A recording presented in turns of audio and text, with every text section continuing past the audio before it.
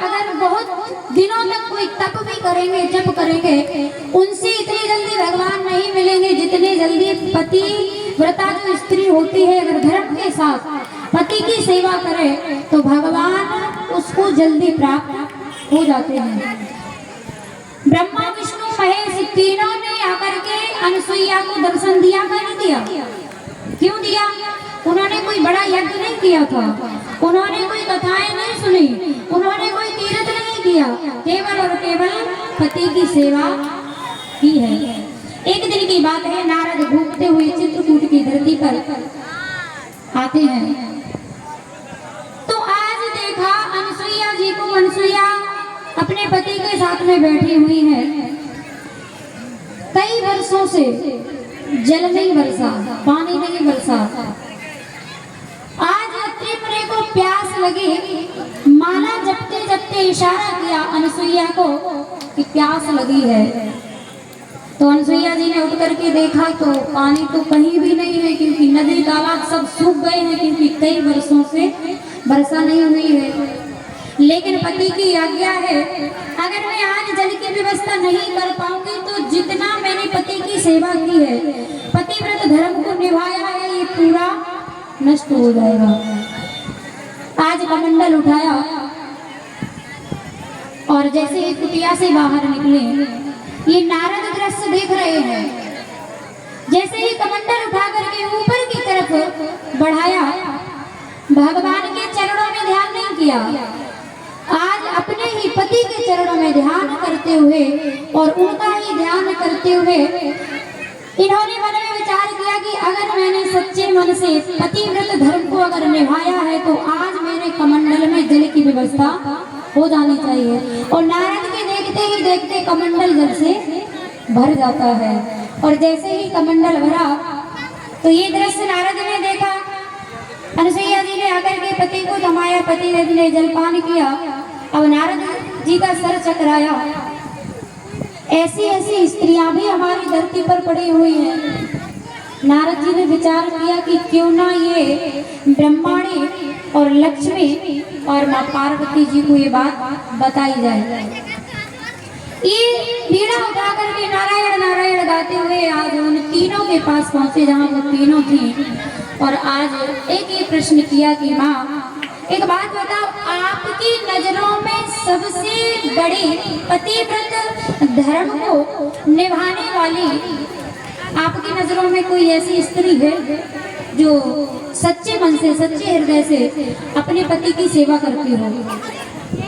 तो ध्यान देना, आज लक्ष्मी जी के मन में विचार हुआ कि मुझसे बड़ा कोई नहीं है, क्योंकि मैं जिस तरीके से नारायण के चरणों की सेवा करती हूँ मुझे नहीं लगता कि कोई और दूसरी स्त्री करती होगी।